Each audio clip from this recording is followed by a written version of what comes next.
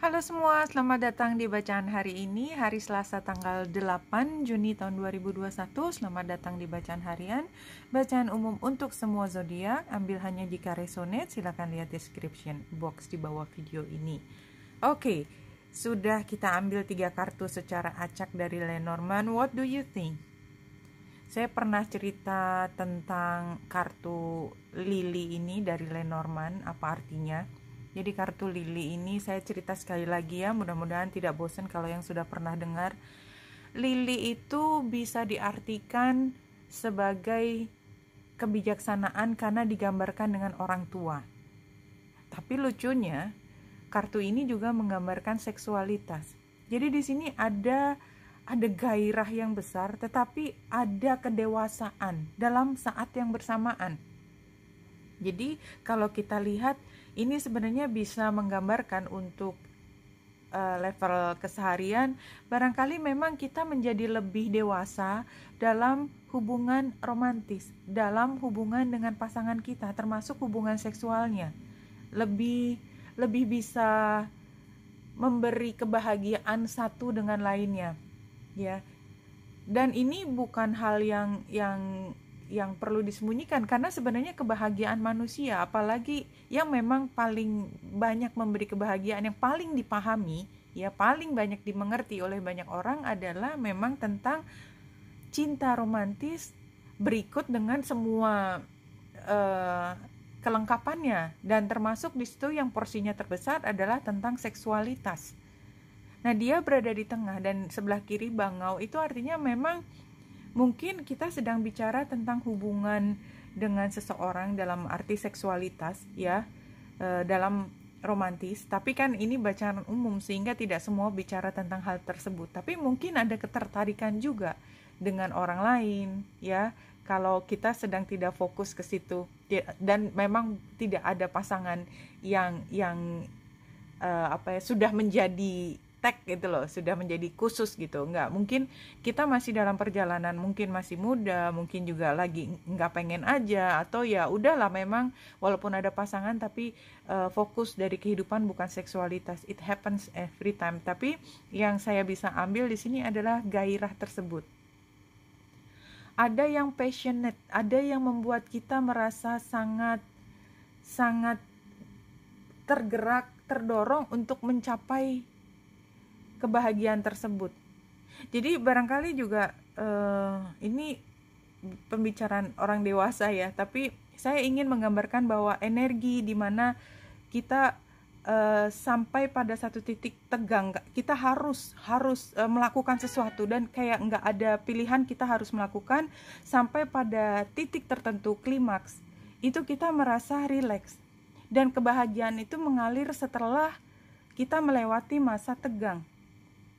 Dan disitulah kemudian kita bisa cair, semuanya bisa, setiap pembicaraan. Kadang-kadang kan kita sering bicara bahwa diplomasi itu paling gampang di tempat tidur, tapi kan kita nggak mungkin diplomasi sebelum kejadian tersebut, tetapi sesudah. Kenapa? Karena dalam tubuh kita juga ada hormon, feromon, apapun ya, kalau kita bicara tentang anatomi, tentang hormon, itu memang ada kebahagiaan yang muncul setelah itu.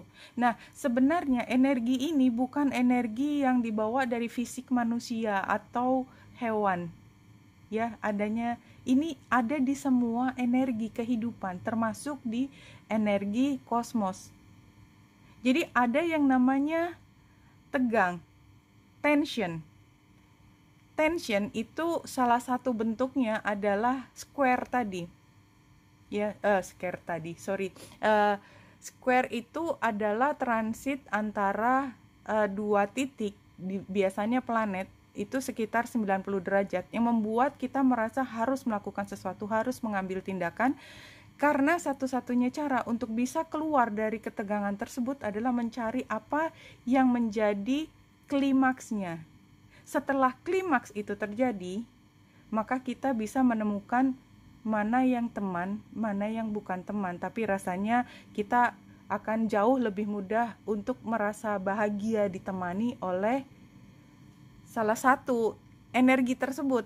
Kalau kita bicara tentang orang, teman, atau pasangan hidup, teman bisnis, apapun ya, itu adalah energi yang sama, bahwa setiap pertengkaran ya, kalau kita bisa menyelesaikannya dengan baik, maka kita akan menemukan satu kesepakatan. Itu adalah proses yang sama. Perkara kita sering mengartikan dengan hubungan fisik, itu adalah untuk membuat kita memahami bahwa semua proses untuk mencapai satu titik di mana kita punya kesepakatan, biasanya prosesnya juga sama dan tidak harus secara fisik. Itu bisa secara spiritual, bahkan energi di kosmos pun ceritanya juga sama seperti itu. Ya, memang begitu. Nah, satu kartu di sini solar plexus itu it's safe for you to be powerful and take charge of your life in positive way. Nah, ini solar plexus ini juga adalah cakra ketiga kan. Cakra yang pertama yang rooting. Cakra yang kedua adalah tentang seksualitas.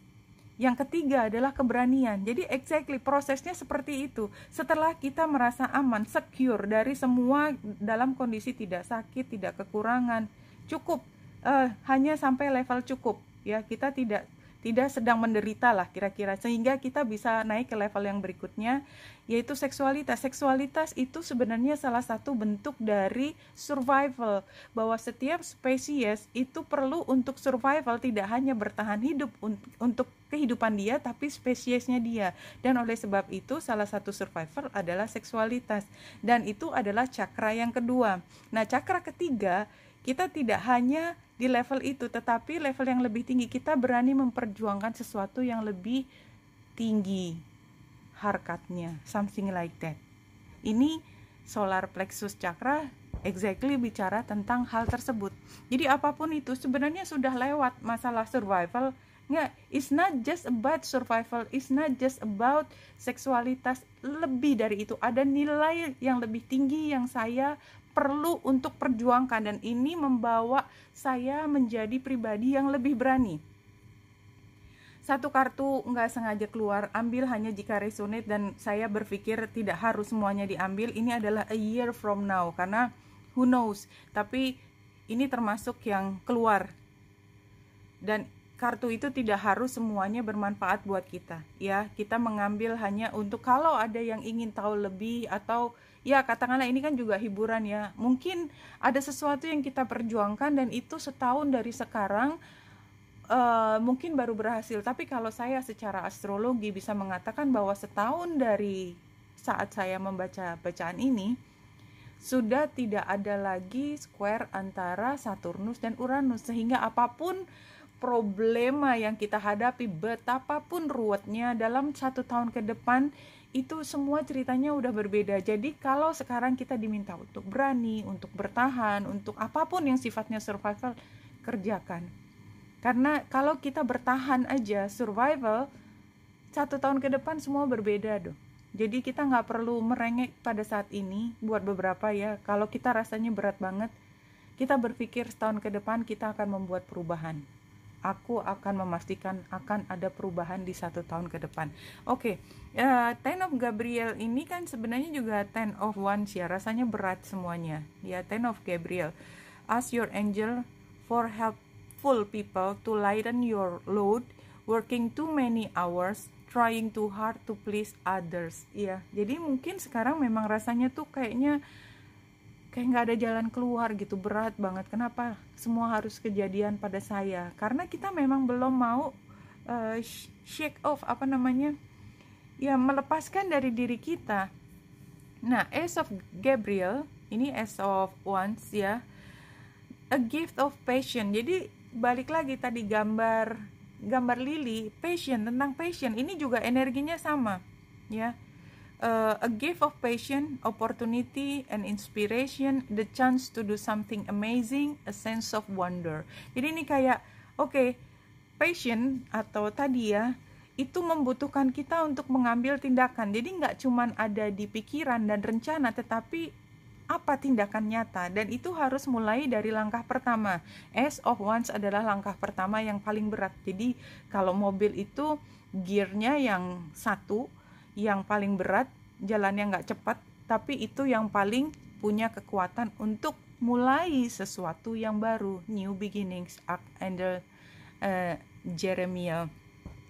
Ini yang keluar dari kartunya, ya.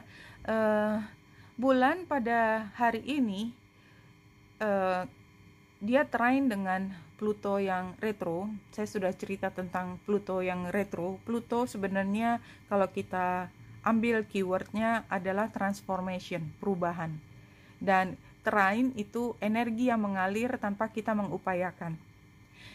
Retro itu artinya dia berpusat ke dalam diri sendiri. Bukan dipancarkan luar, tapi dipakai semua energinya ke dalam diri sendiri. Sehingga Pluto yang retro itu artinya kita sedang berusaha membuat perubahan yang dalam banget, karena transformasinya Pluto itu bukan perubahan yang kecil, tapi perubahan yang identitas yang lebih besar. Dia ada di Capricorn, artinya memang ini adalah tentang status sosial, tingkatan di dalam struktur budaya, sosial, apapun itu. Nah, itu mengalir secara langsung kepada bulan yang ada di Taurus, ya. Karena Capricorn Taurus kan sama-sama zodiak tanah. Jadi, kalau ada derajat yang sama dari dua titik ini, maka ada kita sebut dengan trine, karena dari zodiak yang sama energinya mengalir dari Capricorn dan dari Taurus, dua-duanya arahnya sama. Nah, bulan ketemu dengan Lilith yang tidak mudah energinya, dan Lilith itu sebenarnya kalau di dalam astrologi juga planet yang minor, but somehow dia selalu punya peran untuk membuat kita berpikir. Nah, jadi energi yang tadinya intens, kita ingin perubahan secara tahap demi tahap, sekarang kayak ada yang manas-manasin, kayak ada yang lebih membakar lagi supaya kita lebih berani daripada itu. Lebih berani itu artinya keluar dari norma yang biasa kita anut, something like that. Jadi kalau penggambaran chart hari ini adalah ketika kita berpikir tentang perubahan yang lebih besar di dalam diri kita, dan kita punya dorongan yang besar. Tadi juga digambarkan dengan kartu macam-macam tadi, bahwa ada keinginan untuk berubah, new beginnings, dan passion yang besar. Tetapi yang perlu kita waspadai hari ini adalah jangan sampai go overboard. Jadi kadang-kadang kalau kita begitu bergairahnya, itu ada hal yang kemudian mungkin pecah atau rusak atau break, ya. Dan itu mungkin satu sisi bisa diperbaiki dan belum tentu bisa diperbaiki kemudian. So just be careful, ya. Karena kita terlalu bersemangat, jangan sampai kita spoil the future, intinya seperti itu.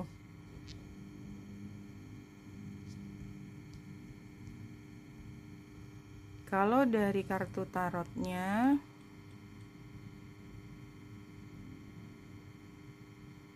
ini sebenarnya the word ini kan juga completion, ya. Dan ini tanggal 8, tanggal 10 nanti ada gerhana matahari cincin, itu it's a big event, ya. Untuk kita secara pribadi juga big event. Jadi anyway, apapun yang hari ini kita lewati itu building up untuk sesuatu yang besar nanti.